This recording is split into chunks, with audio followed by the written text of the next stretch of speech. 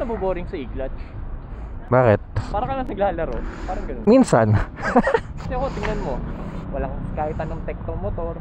Pero na-enjoy ko siya. Oo. Nakakawit pag ano, traffic. Pero na-enjoy ko pa rin. Nasubukan mo na ba to? Hindi pa. Mamaya, subukan mo.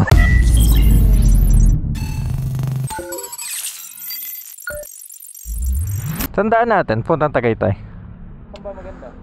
Aguinaldo na lang. Meet up ba ngayon ng mga grupo? Daming motor, grabe.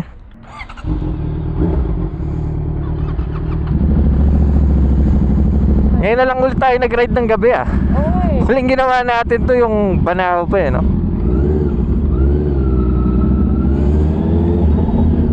Nakakamiss naman yung ganitong trip. Lalabas kayo ng gabing-gabi na. Wow! Ang ganda ng wrap na white. Okay nito.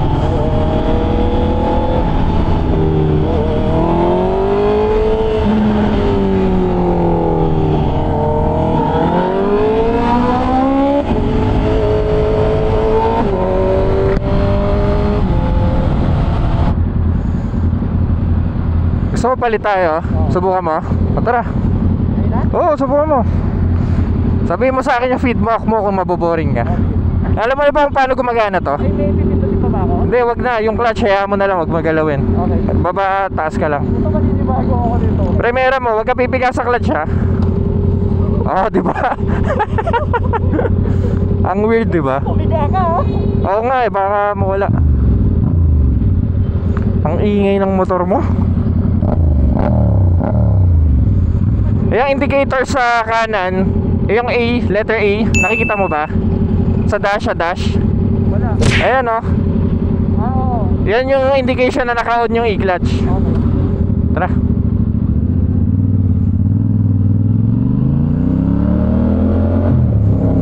Parang biglang liit ng motor. Ganda ng tunog ng CP2 talaga.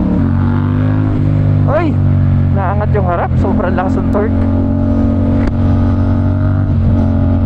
Muntik ko nang di pigayin yung clutch. Ito na nga ba sinasabi ko eh. Lately, puro e-clutch yung gamit mo. Masanay at masanay ka eh. Anak lang to ko akin. Wala kwenta yung salamin mo.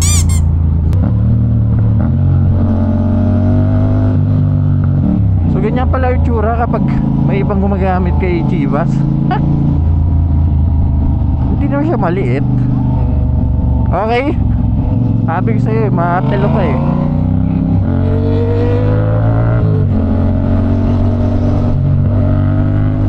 Namiss ko yung ganitong makina. Pupunit si Chivas sa ganda ng tunog eh. Bomba ka nga, bomba. Ginagawa nito. Bomba ka, bomba. Ha? Yan. Yan. Dulas ng upuan ng MT-07. Alam nyo, dito sa motor na to, balita ko, naglabas ang Yamaha na mas techy na daw ang magiging bagong MT-07. So from 07 na halos walang tech, 07 na full tech na. Hindi ko lang alam kung ilalabas sa atin yung bike na yun. Sana ilabas, no?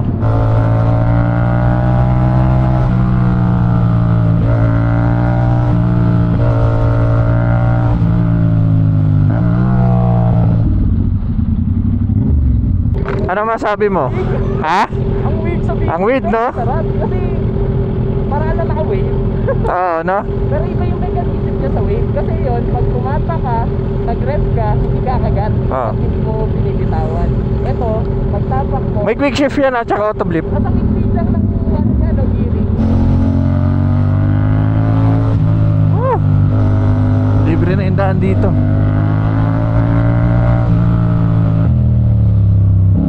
Bubombahan ko sana. Nagulat ako dun ah.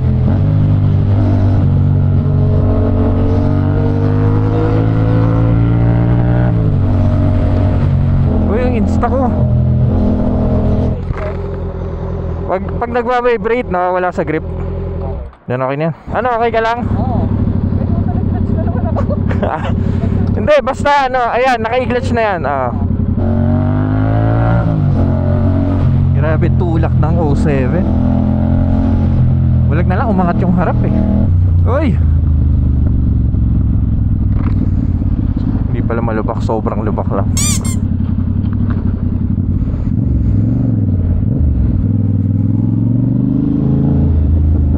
Ay.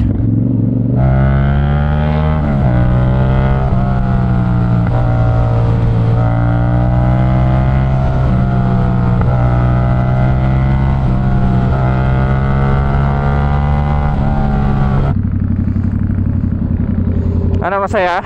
Balik tayo. Ha? Ang weird sa video. Pero masaya rin, di ba? Oo. Saya. Ito ka basta.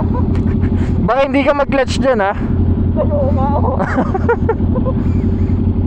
Saya. Oo.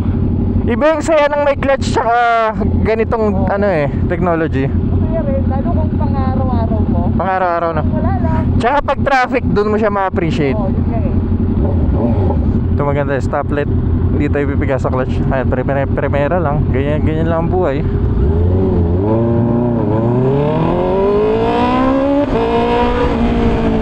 Biglang kalmado ng bike.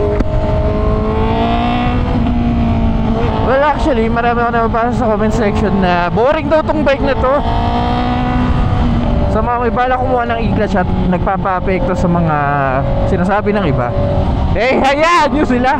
Sobrang saya gamitin ng CB. I mean, pasok-pasok ka lang ng gears third gear, fourth gear. Walang ilaw to.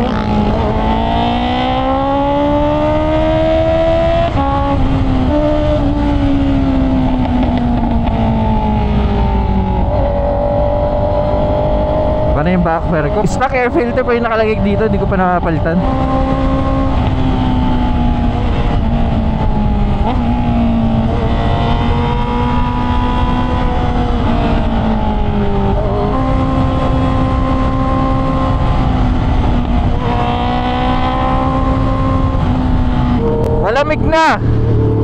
Malamig na.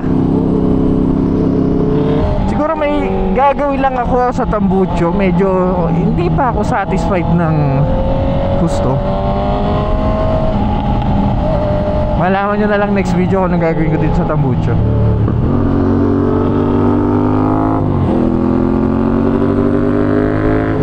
Iba talaga pakiramdam kapag night ride, no?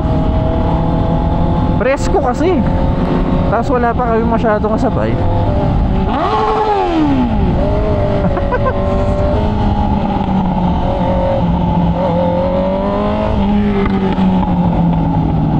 Grabe, pumutok yung exhaust.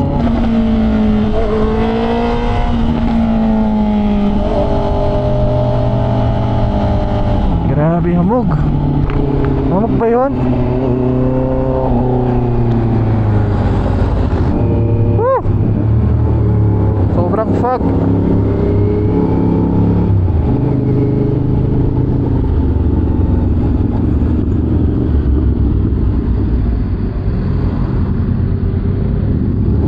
Sobra hamog, no? Sarap pag night ride ngayon sa Tagaytay, ha? Woo! Wala akong iangat yung visor ko, wala akong makita. Grabe. Mga building, di mo nakita, oh.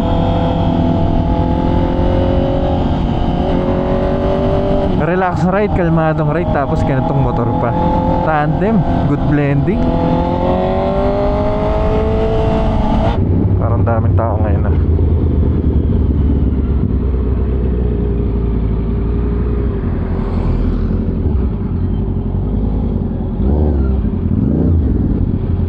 Yung ginamit ko kanina nakakapanibago kasi parang naka-wave lang. Masaya, di ba? Oh, masaya siya. Hindi tayo maniwala eh. Masaya siya.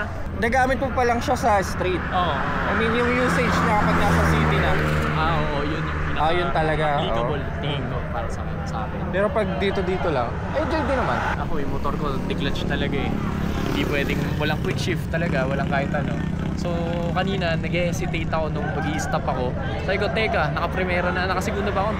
Primera na. tapos tumihinto, teka, pipiga na ba akong clutch? Kaninang bumomba ka, nawala yung i-clutch na actually. Pero after 5 seconds, 7 seconds, bumabalik yun. Mga Kitty-Pies, nandito tayo ngayon sa Kapimoto sa Tagaytay. Magtatanong-tanong tayo sa mga rider dito kung para sa kanila, boring ba yung ganitong klaseng features na nilagay ng Honda. Si Jeff, bike na dala niya itong R7 na anniversary edition. Ano bang limited edition? 6th anniversary. Pogi din pero anyway, Jeff, para sa'yo, CB na e-clutch. Nagkaganto ako pero hindi i-clutch eh. Oh.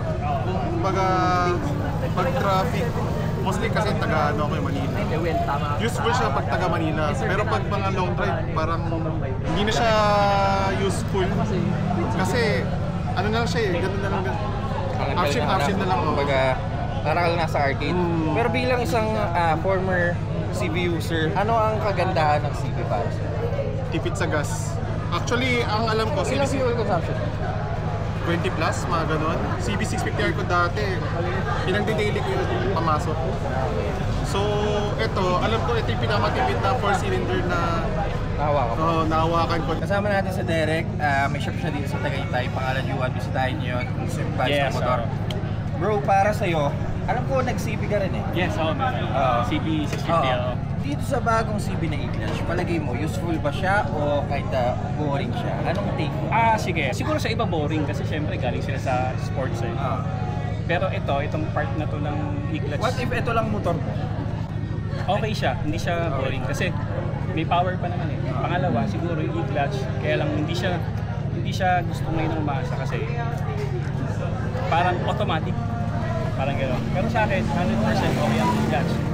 Kung mapapadpad ka sa EDSA or traffic na lugar, at least useful to. Very useful siya. Hindi naman siya ganun kadali isingin. Pero, unlike nga ako na e-clutch, maganda. Tsaka, nasa 4-cylinder na rin. Oo. Tsaka, hindi ka na rin maboboring. Nilas niya lang yung pagod. So, siguro sa purpose din ng traffic. Friendly, inline for naked. Yun. Maraming salamat Thank you.